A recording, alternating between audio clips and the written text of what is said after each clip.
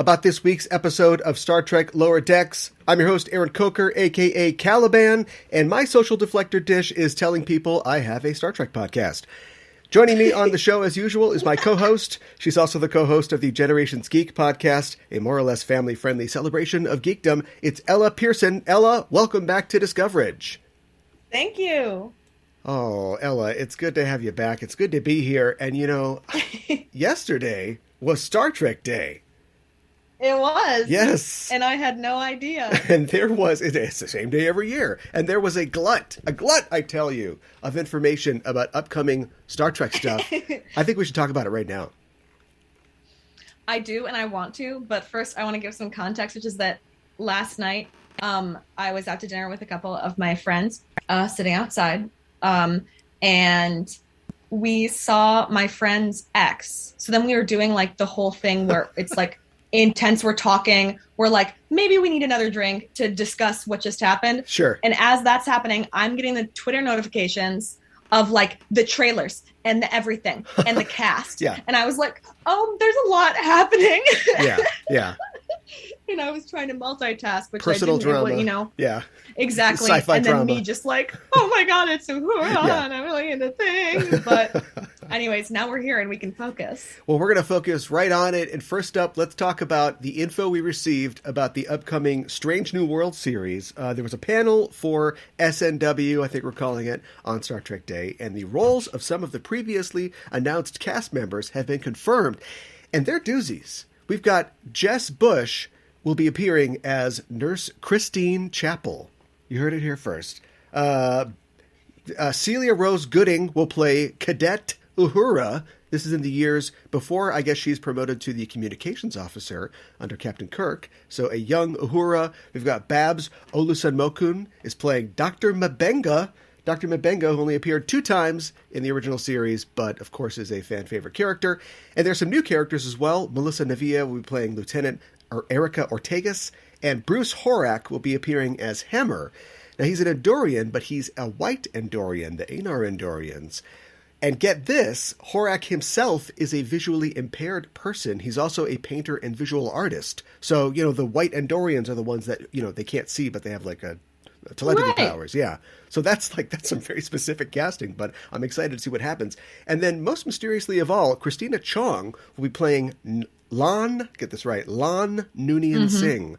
Lan Noonien Singh. That's like when you order Khan off Wish. So nobody. Big coincidence. Yeah. No, and apparently, you know, I would be thinking at this time in when this show, you know, the year that the show is, that isn't such a big deal. I guess it'd be like, oh yeah, wasn't there a guy a long time ago with that name? Nothing recent has been a problem, but who knows how she'll be connected to that. And of course, Rebecca Romaine and Ethan Peck will be appearing, and we now know that Rebecca Romaine's character number 1 has a full name. It's Una Chin Riley is her number 1's full name. You blew away. I'm blown away. It's sometimes. Are you ever? Maybe this is something we don't share, but are you ever watching something and it's like you're having too many feelings about it, and it's like hard, like if you like squint, like you're looking at the sun, you have to like squint. Yeah, sure, yeah.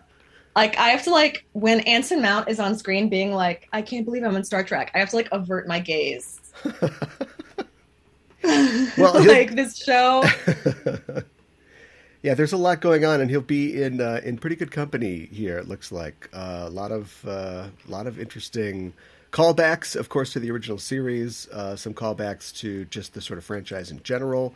And so, yeah, you know, I was wondering, you know, when they announced all these people, these were all relatively newcomers, acting wise. I was thinking, are they going to be aliens, or are they going to be? No, they're going to be like half of them will be people that you absolutely are super familiar with. Yeah. So I don't envy the challenge that those actors have, but I'm sure they'll do a great job. And then the other ones are like, oh, Andorian, interesting. A Noonien Singh, that's interesting. So yeah, we'll have to see where we end up here. How many? Not to change the subject. How many years before we're on the podcast going? We always knew this would happen after after Pike gets the old flamethrower. when the baffle plate accident or whatever it is. Yeah. Yeah. I guess. Maybe we need to start making very specific prophecies and then just logging them. And then, when they come true, if they come true, come back to them. If they don't, we never mention them again. So it's not a big deal. And we look like geniuses. I mean, we already are. Yeah. Well, I know we are. We need to look like we are, though. I know. It's about what they see on social media. Yeah, that's the only thing that counts. Well, I wish I was a genius and knew what the release date was for this show. I don't. It'll probably come out after season 2 of Picard. And speaking of that, we got a new Picard trailer that goes deeper into the story of the new season. Did you get to see the trailer? I did. So is it me or is it just like total subject change? From the first season? Yeah. Yeah, I can see that. I'm excited. Yeah, it's exciting. It's very different. Yeah, it's very, again, it's like pulling, I think, from things that we have kind of seen in Trek before. And I mean, you can't really avoid that. Trek's done everything. But just like the idea of going back to the period in which the show is made, which, both Voyager and TOS have done. And also like, oops, we caused the Nazis. Enterprise dealt with that. Enterprise did that in their first season. Oops. Yeah, you always hate that. But just having... Oh, that's the worst. Having Q show up and, reminding Picard that, of course, the trial never ends. I love Q. I can't wait. I think if Q showed up like every other episode in Star Trek, I would be happy. I wouldn't get tired of him ever. I think there is precedence for maybe like a Q what if-esque program where we could just have, like a cosmic anthology where Q just comes on and goes, one time I was looking at this, and it's just some story, it's just some random story of, a Star Trek setting that we know, people dealing with something, maybe with him, maybe he's screwing with them and doing Q stuff, but yeah, just getting his perspective on the universe, because he's a cool character and he interacts well with Picard, but like, what does he do when he's not trying to torture Picard? What's his perfect Sunday? Like, what does he do when he's just like hanging out? Just like ignoring Q Jr. probably. Yeah, right. And his wife, the Lady Q. Yeah. But that looks like a lot of fun, and that is going to be out in February of 2002. And just a little while ago, Paramount released the opening sequence of Star Trek Prodigy, the new Nickelodeon animated series. But now we have a full story trailer from that, and it gives us a closer look at what we could expect out of the series. Janeway, I'm just going to say it. I'm just going to lead with it. A tear to my eye. Yeah. That was gorgeous. Good hair choice. Yeah. You picked the classic. The classic hairstyle. This may be shallow of me. Do you like CGI cartoons? I don't. Television shows? Like the sort of DreamWorks look of animation. I haven't really formed an opinion on it. I do think that the visual style is very distinct and very striking and kind of cool looking for, what we see in this trailer. I think it also works well with the different aliens that we see, because we're seeing a lot different aliens than we've seen before. So, I was pleased by that for the most part. And just watching that, and then also watching the opening sequence video, the ship flying around, in a very reminiscent of the opening of Voyager, sort of flying around stuff. But then you begin to realize that the things are not just things; they are like the faces of the characters who are in the show. I thought that was just really creative and cool looking. So yeah, I'm on board as far as the animation goes. Something that I was kind of boggling over is that it seems that the name of the ship is the USS Protostar, and it is a prototype class of something we don't know. And the ship gives me a couple different vibes, like the pointed sort of arrowhead saucer section was sort of Voyager-ish. The profile is kind of a Sovereign class-ish. And then, of course, I kind of got Prometheus vibes about it as well. So we have no idea. We don't even know what era of Starfleet this is. The nacelles aren't detached, so it's probably not the 32nd century. But there's just so many mysteries to see here. Do you think they often abandon entire starships? I don't know. Like, how many loose Starfleet ships are like waiting for the teenage aliens to get to There's them? the Pegasus. The Yamato was lost for a little while there before it blew up. Yeah, I think there's definitely derelict Starfleet ships running around. They just don't like. There's a few. They want to get them back if they can. So yeah, hopefully these kids don't blow anything up. That's too important. But yeah, looks exciting. I wish they would blow up something important. This episode, we blew up something important. We're in a lot of trouble. That show comes out October 28th, and of course the plan is that we're going to cover it here on Discoverage, so come back for that. It's an embarrassment of riches as far as Star Trek news goes, but now it's time to talk about a different kind of embarrassment. We've just seen the 5th episode of the 2nd season of Lower Decks, an episode called An Embarrassment of Dooplers, and we're here to talk all about it. But first, as always, a warning, we're setting a course for the spoiler zone listeners, so be warned, we're glad you've decided to join us, but if you haven't seen the episode, spoilers are incoming. The official synopsis for An Embarrassment of Dooplers is Mariner and Boimler try to track down the location of a legendary Starfleet party while the bridge crew deals with an insecure alien diplomat. This episode was written by the team of Dave Ihlenfeld and David Wright. They previously wrote the first season episode Temporal Edict, and they are supervising producers on the show. The episode was directed by Kim Arndt, who has directed 3 episodes previously, Envoys, Cupid's Errant Arrow, and Veritas. The stardate for the episode is 58053.9, and the guest cast for this episode is interesting. Tom Kenny, who has a very famous voice actor and has appeared several times on the show, does a couple different duties in this episode. He plays Malvis. He also plays John Anderson, who's the captain who's at the party, like the sort of older captain. And I don't know if that's a character. I didn't recognize that character, but I know that John Anderson was the actor that played Kevin Uxbridge in the classic TNG episode, The Survivors. You know, he's the Dowd who gets rid of all the Hushnak. And so I don't know if that was a reference to him, but he's also kind of a, white guy with gray hair. So interesting there. Richard Kind appears as the Doopler emissary. I can't remember if he had a name or not, but Doopler emissary will have to do. And Paul Scheer does triple duty this week. He plays his usual role of Billups. He plays the groundskeeper, who we see in the episode, and he plays another captain. So what did you think about the episode An Embarrassment of Dooplers?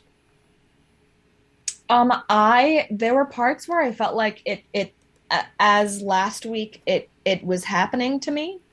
Yes. And not in a bad way, in, a pleasant way.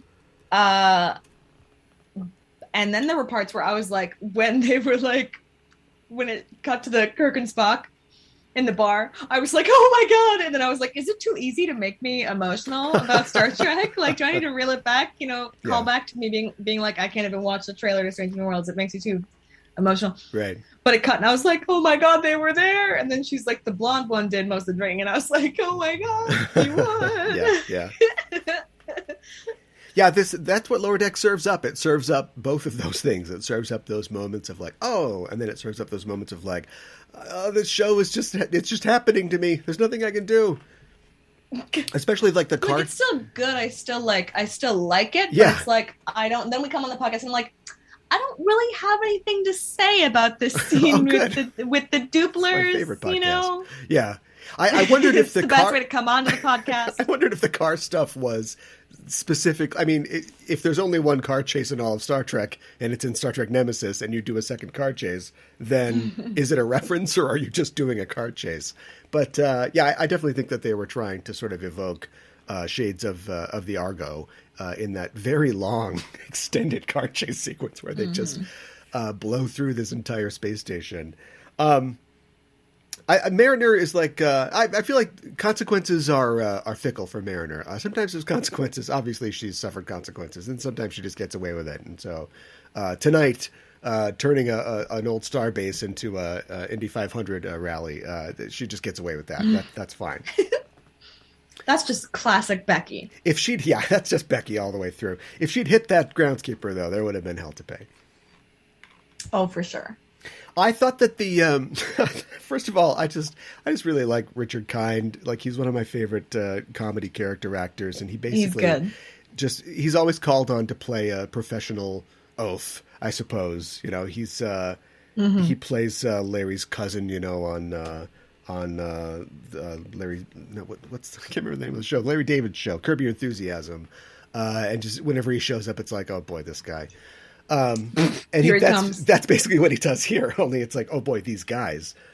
Yeah. In a plot line that was kind of Tribble-esque. Did you get a Tribbles vibe from these two guys? I did. Yeah. I did. I was like, I was like, this is familiar. I'm feeling something. I feel like we've done this before. Yeah. I can't remember without I only watched it once, but if they had mentioned that there was a real important reason that they were dealing with the Dooplers, because why would you put up with all this just to have this guy that you have to be so nice to the entire time? Like they've got dilithium or they've got something that the Federation really needs, but they certainly went as far as they could to try to accommodate him. It's for the sake of the Federation. Yeah. Yeah. You got to get in there. It's political. And the solution was just, tough love at the end. It was like, just be mean. Yeah. Be mean. You got to come on, get it together. You're all over some the place. You know what? This comes up every time. The bleeping. Yes. Yep. We got some class A bleeping here. Do you think, still kind of think it's funny if there's a director's cut of this, is it actual vulgarity or is it just, Star Trek stuff? You mean like is she swearing or is she saying like you Dooplerigans and that we're supposed to infer that it's a slur? Yeah. I think it must be swearing. I suppose. Right? Star As Trek a voice can do that actor, now. don't you think they just like let loose and then they're like, bleep it? Yeah. Yeah, probably. Sure, they just tell the voice actress just go crazy. Just go absolutely hog wild. Yeah, you won't get in trouble. Nobody gets in trouble here. We bleep it all out. The crazy Starfleet party, the captain's party, but only for certain ships and above, I thought was an interesting idea. And having all these people in there, it's sort of like the last. We've talked about this like on Enterprising Individuals, but like the last form of discrimination that you can have really is like is rank and status, and so if this was just straight up clicks, right, just mean girls, but it's Star Trek. This isn't your party, this is our party, comrade, right? But if it's a Starfleet function, and then therefore only certain people can get in there, and so I did it's a little extreme, but going back to the Tribbles thing, beaming the guy into, instead of the Klingons' engineering room, beaming him into the party where he's going to cause the most trouble, or tribble, that was, I thought, a good solution at the end of that. I was going to say, just to bounce off of that joke, I was going to say on Wednesdays we wear scants. Yes, right. Yeah. Yeah. Got the scants in there and didn't get them on, but someday we'll get there. I also liked the side story, another side story with Tendi and Rutherford doing friend things and learning about each other. But there's got to be, I think I'm part of it, but there's got to be a portion of fandom that's like, come on, guys, just get it together already. Well, I think it's interesting, right? Because we don't really have that many, we don't really have romantic subplots that much. Like when we do, it's like an episode, right? Yeah. Yeah. It's like the girlfriend that wanted to date the bug in the back of his head or whatever. Right. Yeah. Yeah. And it's not like, oh, there's tension.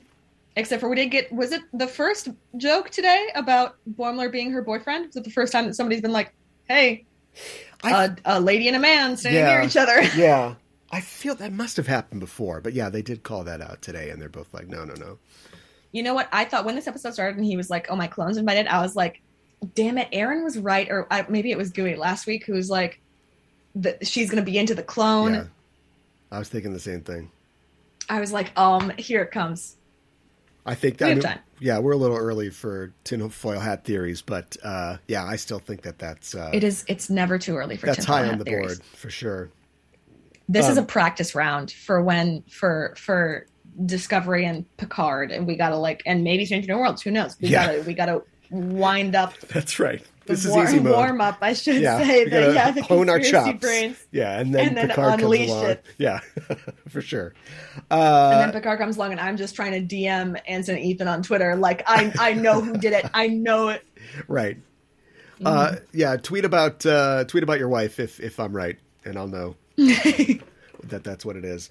I like the fact, once again, we dig into Mariner's past and we find a less than savory character who is, willing to quote unquote help her, but is actually trying to screw her. And then in the end, everything sort of works itself out. But I did like that this week, that he's got them moving the data bubble baths around. Some of them are lures. And of course, there's something worse involved. I do like, I know that we talk about this a lot. I do like that it's like, it really is as if we were allowed to join Starfleet as Star Trek fans. Yeah. Like they're like, well, they're building models. Yeah. In their spare time. Yeah. Yeah. Yeah. But I honestly think it's funny. The data bubble bath bit I thought was hysterical. There's a few lures somewhere in there. Yeah. And they're smuggling Klingon disruptors, which is like, you can get a Klingon disruptor, right? That's not too tough to get. It should have been like, metagenic weaponry or something like that. Like the Klingon disruptor laws in this quadrant are absolutely abysmal. Yeah, I mean, this is maybe really far away. I heard Klingon you can space. take him to the state fair this year. Yeah, quadrant fair. Yeah, you can't take him out, but you can carry him though. Yeah, but that was local Minnesota joke. Yeah, right.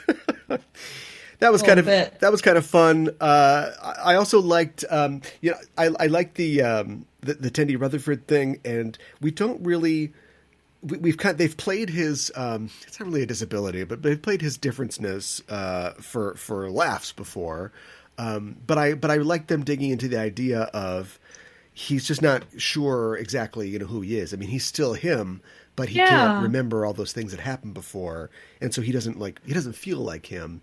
And part of that is, I think this is really smart. Like, part of that is wrapped up in this model that they're trying to finish, and it's Tendi that helps him realize, like, it doesn't matter. Like, you're you. We never finish the model. We hate the model. We do the model so people will leave us alone. And, realizing that was like, kind of a breakthrough for him. And then the way out was the escape was ejecting the tiny little warp core. That was hilarious. Which doesn't make any sense at all. But yeah, it comes But out. that was hysterical. And they blow the hatch and get out of there. Yeah. I want to see the tiny little engineer doing the Geordie roll under the tiny glass door.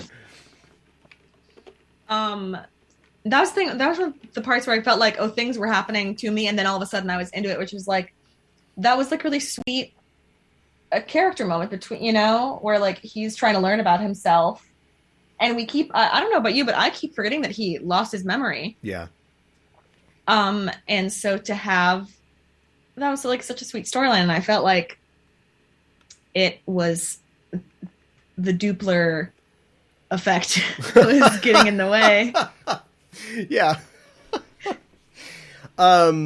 We don't usually talk about references on this show because there's just so many, and especially in this episode, which is wall to wall throughout being pulled from the entire franchise, just references to different stuff. But I did want to call out specifically her mentioning the Voyager B. There's a Voyager B at this point, I guess, in 2381 or wherever we are.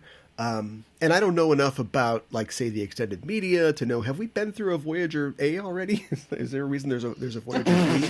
Or was she just sort of riffing and just figuring there's probably a Voyager B at this point? I don't know the answer to that. Also, I like the fact that I don't know if they're getting us ready for something, because we were told that Bill Campbell would be returning as the Outrageous Okana. But Okana was at the party. He was DJing. And he had an eye patch. I don't think I have the brain to be a Star Trek fan. not like,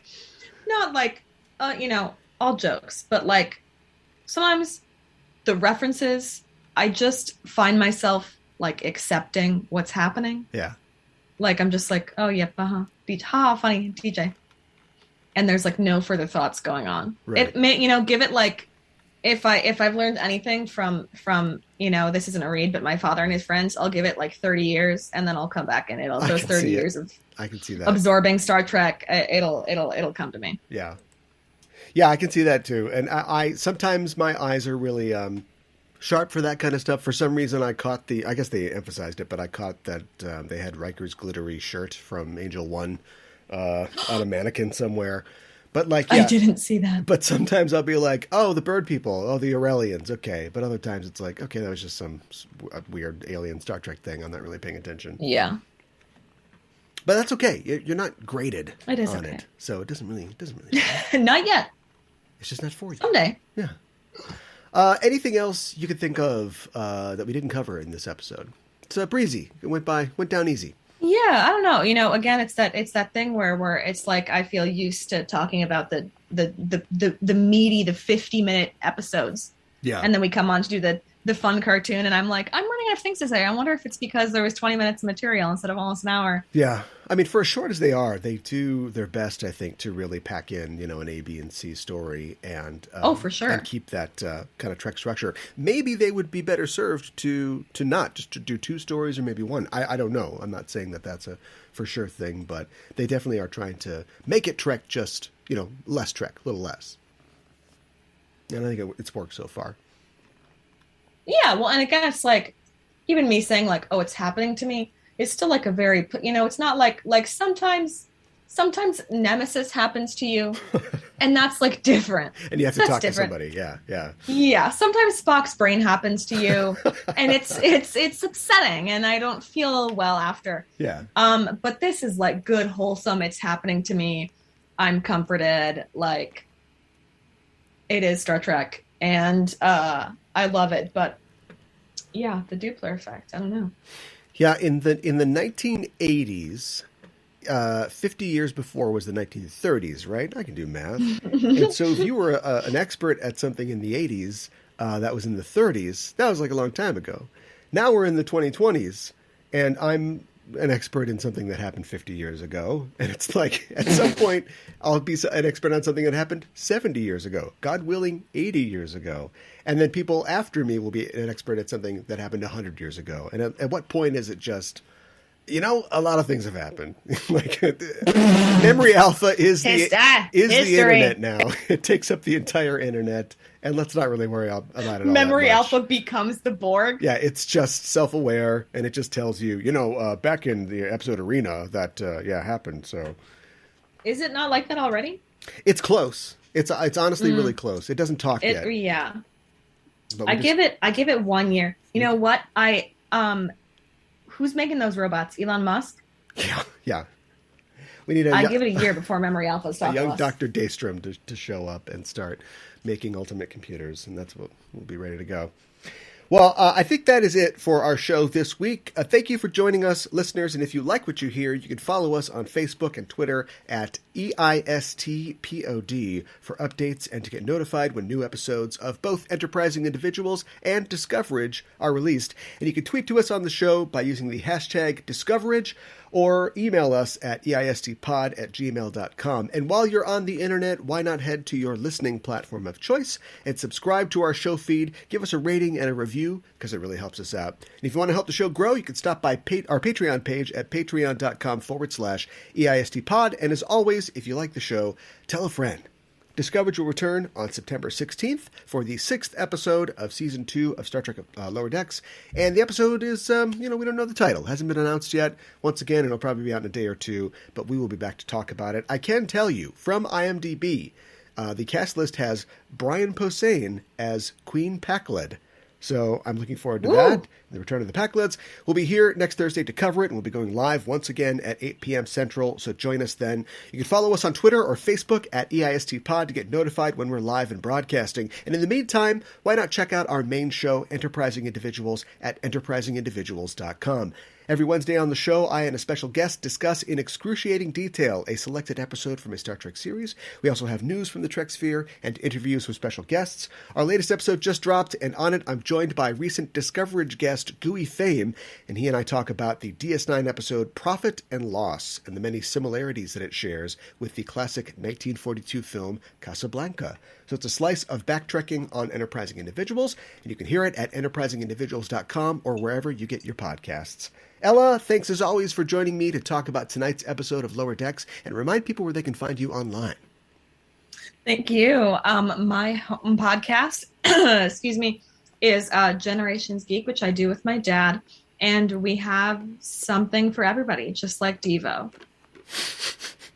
And I know that you're talking about Sherlock soon. Have you seen the Enola Holmes movie? I did. Did Yep. you? No, I didn't see it yet. Did you like it? I loved it. I watched it and it came out and I was living with my roommates at the time. And it was as if they had made a movie for me when I was like 13. Yeah. And I was like, we're going to watch it. You're going to sit down. We're going to watch it as a family. You put your butt in that chair. I made dinner. I enjoyed it a lot. Is it like a kid's movie? Yes, but sure. Highly recommend. Yeah. I had the time of my life. All right. Well, then recommendation from Ella. Check out Enola Holmes, which is probably still on Netflix. Well, bonus points for Henry Cavill playing Sherlock Holmes. Henry Cavill Sherlock Holmes. That's right. Mm-hmm. Yes. Yep. Well, that is it for us. Thanks for listening, and we are signing off. This is Aaron for Ella saying live long and prosper.